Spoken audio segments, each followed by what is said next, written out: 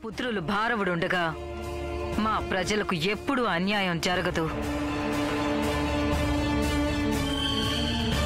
పుత్ర భారవ, ఉపక్రమించు.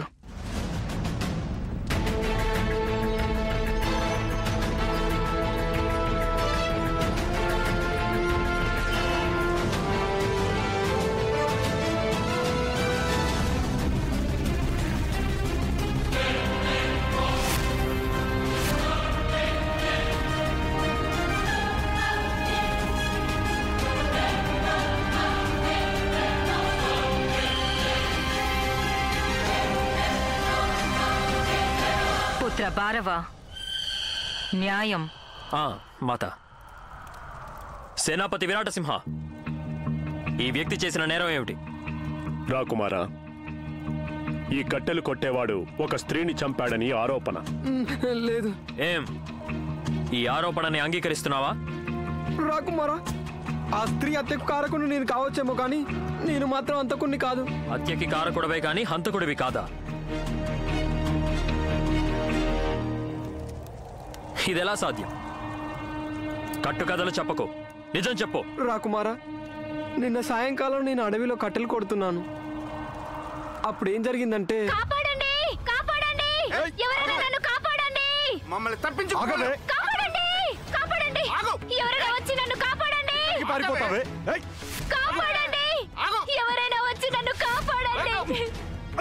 రండి, వచ్చి నాకు సహాయం చేయండి. కాపాడండి, కాపాడండి.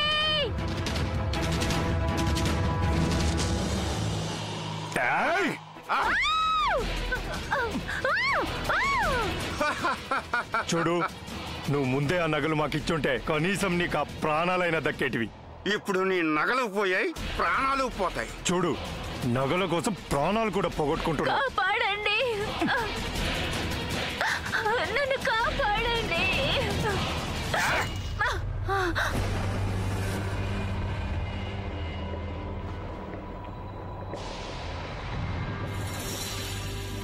మూర్ఖుడా, దూర్తుడా, నువ్వు ఆ స్త్రీని రక్షించి ఉండవచ్చు, కానీ నువ్వలా చెయ్యలేదు.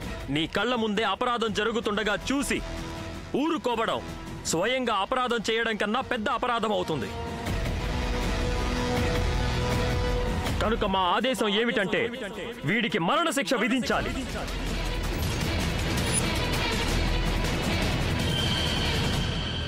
క్షమించండి రాకుమారా, నేను చేసింది తప్పని నాకు తెలుసు, కానీ ఈ అపరాధానికి ఇంత పెద్ద శిక్ష వద్దు.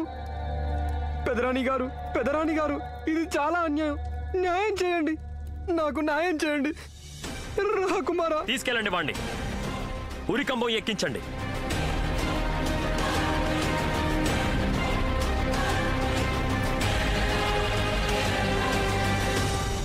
ఆగండి.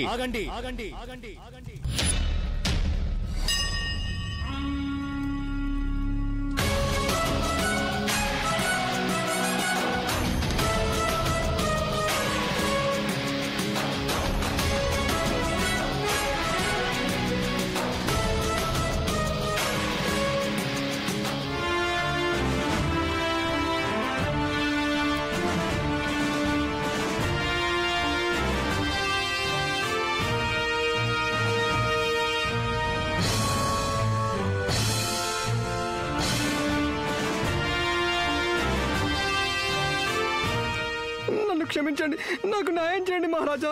ఈ విక్రమాదిత్య దర్బారులో సదా న్యాయమే జరుగుతుంది, నీకు కూడా న్యాయమే జరుగుతుంది. కానీ పినతండ్రి, ఈ వ్యక్తికి ఇప్పుడే మేము న్యాయం చేశాం. న్యాయం చేయాలి గాని భారవా, అవివేకంతో కాదు. కానీ పినతండ్రి, ఒక స్త్రీని హత్య చేయడం చూస్తూ దాన్ని నివారించకపోవడం ఇది అపరాధం కాదా? ఆత్మానాం శతతం రక్షః, మనిషికి తన ప్రాణాన్ని రక్షించుకోవడం ప్రథమ ధర్మం. నిజమే, ఈ వ్యక్తి ఆ స్త్రీని రక్షించి ఉండవలసిందే, కానీ అలా చెయ్యకుండా అతను తన ఆత్మ పట్ల అపరాధమే చేశాడు. ఆ విధంగా చూస్తే అతను దోషే, కానీ అందుకు ఇతను ప్రాయశ్చిత్తం చేసుకోవాలి. అందుకని ఇలా మరణశిక్ష విధించకూడదు. ఈ వ్యక్తిని విడిచిపెట్టండి.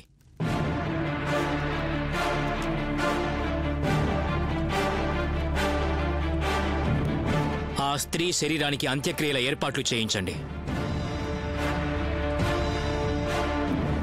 ధన్యవాదాలు మహారాజా.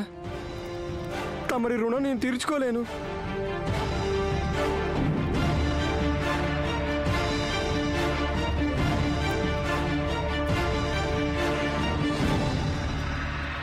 భారవ, మన సోదరులు భరత్, హరి ఇక్కడ ఉండుంటే నీ నిర్దాక్షిణ్యతకు నీకు కఠిన శిక్ష వేసి ఉండేవారు. సమ్రాట్ విక్రమాదిత్యుల వారికి జై! సమ్రాట్ విక్రమాదిత్యుల వారికి జై! సమ్రాట్ విక్రమాదిత్యుల వారికి జై! సమ్రాట్ విక్రమాదిత్యుల వారికి జై! సమ్రాట్ విక్రమాదిత్యుల వారికి జై! సమ్రాట్ విక్రమాదిత్యుల వారికి జై! ఈ జయధ్వానాల కోసం నువ్వు నా పుత్రుణ్ణి అవమానించావు రాజా విక్రమాదిత్య. మా గురుదేవుల మీద ఆనా, దీనికి నువ్వు మూల్యం చెల్లించక తప్పదు.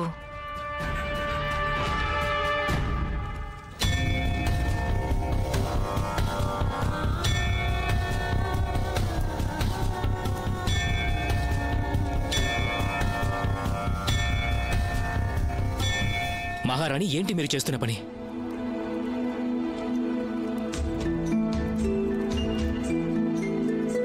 మా ప్రేమతో మేము మా కష్టాల్ని తొలగించుకునే ప్రయత్నం చేస్తున్న మహారాజా.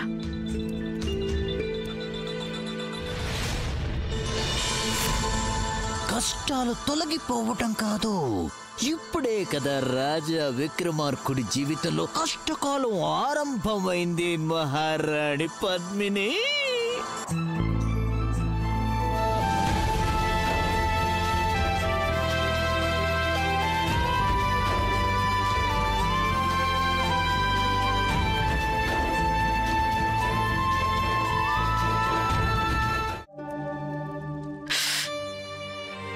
ఏం బాధగా ఉందా? మేము మీకు ఎన్నిసార్లు చెప్పాం మహారాణి, మీరు మా గురించి బాధపడకండి, మాకేం జరగదు.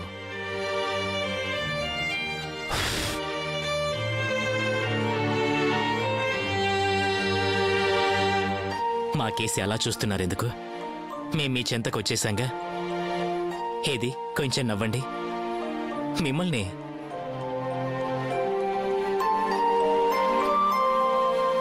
మహారాజా, మేమెలా నవ్వగలం చెప్పండి? నా భర్త మరణశయ్య నుంచి ఇప్పుడే కదా బయటపడ్డారు. అది మీకెలా తెలిసింది మహారాణి? మీరేమనుకుంటున్నారు? మీరు మాకు చెప్పి వెళ్లారు కదా, మాకు గుర్తు లేదంటారా? మహారాజా, మీ పట్ల అక్కడ జరిగినవన్నీ మాకు ముందే కల్లో వచ్చాయి.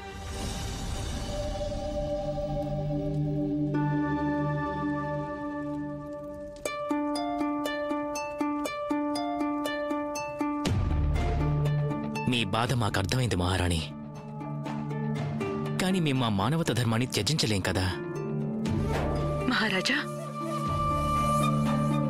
మిమ్మల్ని చూసి మేము గర్విస్తున్నాం.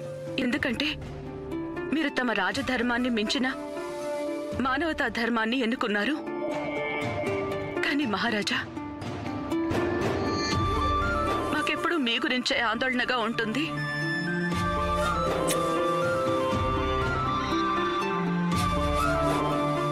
ఏం చేయను? మీ అంత ధైర్యం మాకు లేదు. మహారాణి, మేం లోకంలో అందరినీ గెలవగలం, కానీ మీతో మాత్రం గెలవలేం. ప్రేమించిన వారి ముందు ఓడిపోతేనే మహారాజా ప్రేమలో గెలిచినట్టు. ఇదేంటి మహారాణి, ఏది మీ పాపిట సింధూరం? మహారాజా మర్చిపోయారా? మా అలంకరణ పూర్తి కావాలంటే మీరింకా మా పాపెట్లో సింధూరం పెట్టలేదు కదా. మేమిప్పుడే వస్తాం.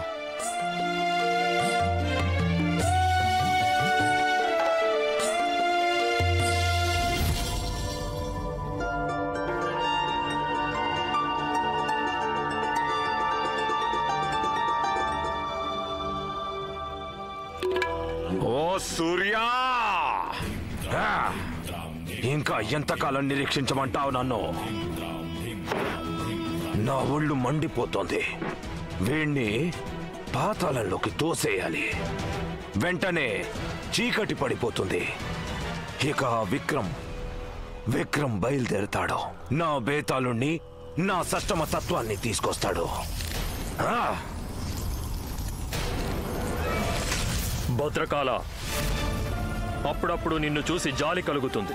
11 శతాబ్దాల నిరీక్షణ, కానీ నీకు మిగిలింది సూర్యుడి కన్నా పెద్దదైన శూన్యం. మాట్లాడద్దు పంచతత్వ. ఇప్పటికీ నువ్వు నా దాసుడవే. భద్రకాల, నువ్వు షష్టమ తత్వాన్ని సాధించే వరకు నేను నీకు ఎందుకు ఉపయోగపడను? అయితే అదా నీ అభిప్రాయం? ఇక నీకు విశ్రాంతి దినాలు పూర్తయిపోయినట్టే. ఎలాగైతే నేను నిన్ను గెలుచుకున్నానో అలాగే నేనిప్పుడు బేతాళుణ్ణి కూడా గెలుచుకుని నా గుప్పెట్లో పెట్టుకుంటాను.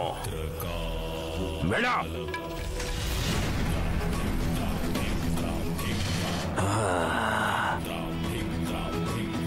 సూర్య భగవాన్, ఒక చిన్న విన్నపం చేసుకుంటాను. ఈ రోజు అస్తమించాక ఇక మళ్ళీ బయటికి రానే రావద్దు. అప్పుడే విక్రమ్ బేతాళుణ్ణి తీసుకొని ఇక్కడికి రాగలుగుతాడు. ఇది తమకు నా విన్నపం. మహారాణి, ఏమిటిదంతా? మా శత్రువు చంద్రుడు ఉదయించాడు.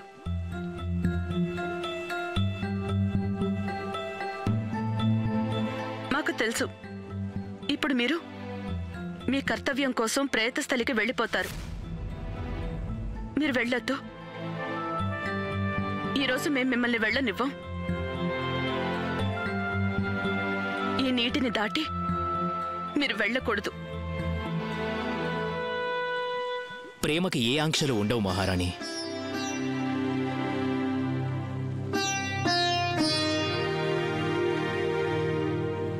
మహారాణి, మీకెంత ప్రాముఖ్యం ఇస్తున్నామో మా కర్తవ్యానికి మేమింకా ఎక్కువ ప్రాముఖ్యాన్ని ఇస్తాం.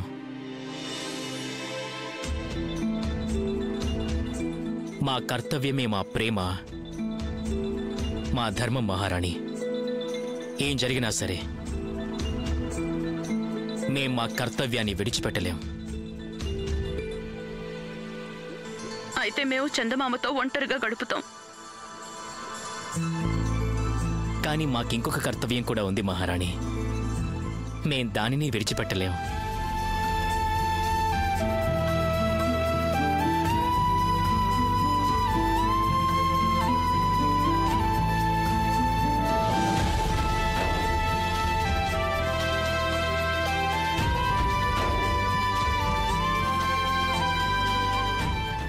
మేం దీనిని కూడా విడిచిపెట్టలేం.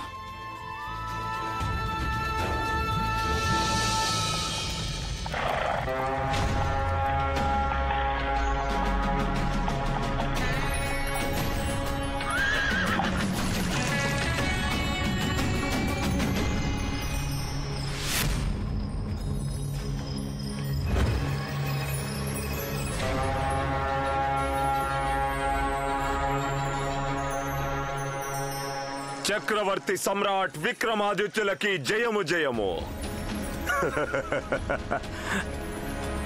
ఒక్క క్షణం మాకు అనిపించింది, ఒకవేళ పత్ని ప్రేమ నిన్ను వెనక్కి లాగేస్తుందా అని. మేం మీకు మాటిచ్చాం సన్యాసి. మా మాట నిలబెట్టుకోకుండా ఆ ఈశ్వరుడైనా అడ్డుకోలేడు. ఆ విషయం నాకు తెలుసు. నేను ఒక మాట చెప్పాలని ఇక్కడి దాకా వచ్చాను. ఈ రాత్రి తిరిగి తెల్లారకూడదు. రాత్రి గడిచాక తెల్లవారక తప్పదు సన్యాసి. కానీ ఈ సూర్యోదయానికి ముందే ఆ భేతాళుడు తమ సమక్షంలో ఉంటాడు. అది నిజం కావాలి. అందుకే కదా నేను ఇక్కడికి వచ్చాను. అంటే ఇదే, ఆ భేతాళుడు భలే తెలివైనవాడు. వాడి కథలు ఎంత దీర్ఘమైనవంటే ప్రేతస్థలి దారంతా చెప్తాడు. అందుకే నువ్వు మీ యానాన్ని వేగంగా నడిపించావంటే వాడి కథ పూర్తి కాకముందే నువ్వు ప్రేతస్థలి నుంచి బయటికొచ్చేస్తావు. అలా కనుక వాడి కథ పూర్తి కాకపోతే వాడు నిన్ను ప్రశ్న అడగలేకపోతాడు. అలా ఒక్క మారు నువ్వు బయటికి వచ్చేశావంటే ఇక అప్పుడు భేతాళుడు ప్రేతస్థలిలోకి తిరిగి వెళ్ళలేడు. మేము అదే అనుకున్నాం సన్యాసి. మీ సలహాకు ధన్యవాదాలు. శభాష్. ఇప్పుడు మన ఆలోచనలు ఒకేలా ఉన్నాయి.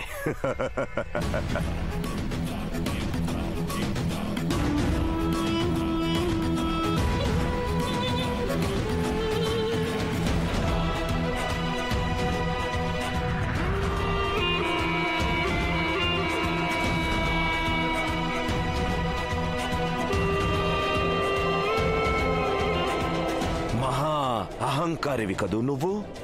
నీ మీద నీకు నమ్మకం ఎక్కువ విక్రమ. ఒక్క మారు ఆ భేతాళుడు మా గుప్పెట్లో చిక్కితే ఇక అప్పుడు విక్రముడు భేతాళుడు ఇద్దరిని బలిస్తాడు ఈ భద్రకాలుడు.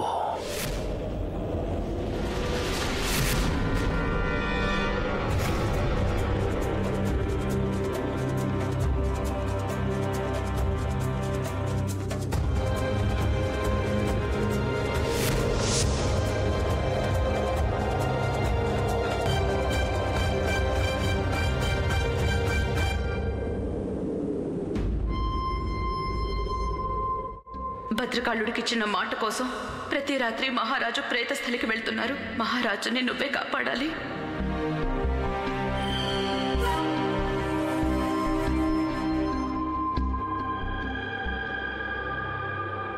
మాకు నీ దుఃఖం అర్థమైంది పద్మిని. కానీ మాకు మా మరిది విక్రమాదిత్య మహారాజు గురించి బాగా తెలుసు. వారికి ఏమీ జరగదు.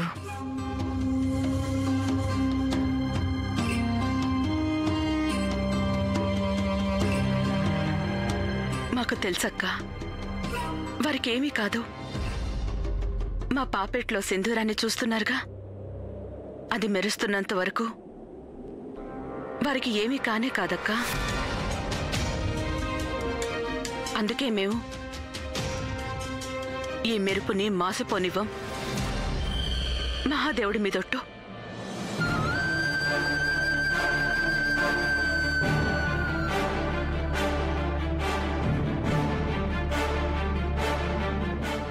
ఈమె భర్త నా పుత్రుణ్ణి అవమానించాడు.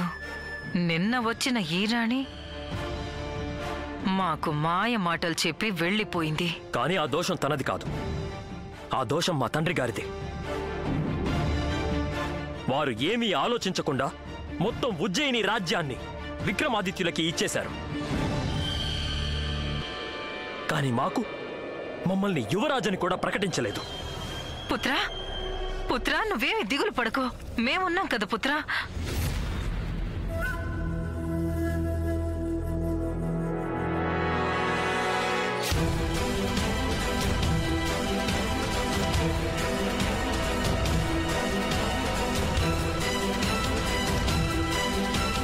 మా గురుదేవుల మీద ఆనా. ఈ అమ్మ నీకు నీ అధికారాన్ని తప్పక ఇప్పిస్తుంది పుత్రా.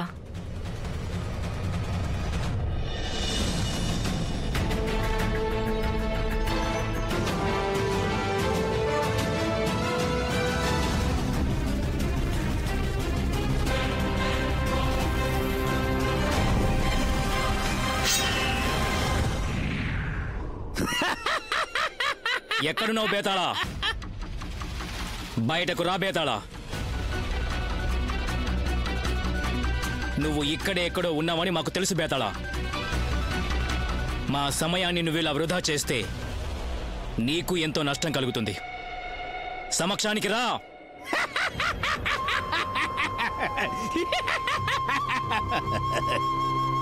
విక్రమా, చూడు, ఇటువైపు చూడు, కొంచెం శ్రద్ధగా చూడు. ఈ ఒక్క ప్రేతాత్మలో ఎన్నెన్నో ప్రేతాత్మలున్నాయి.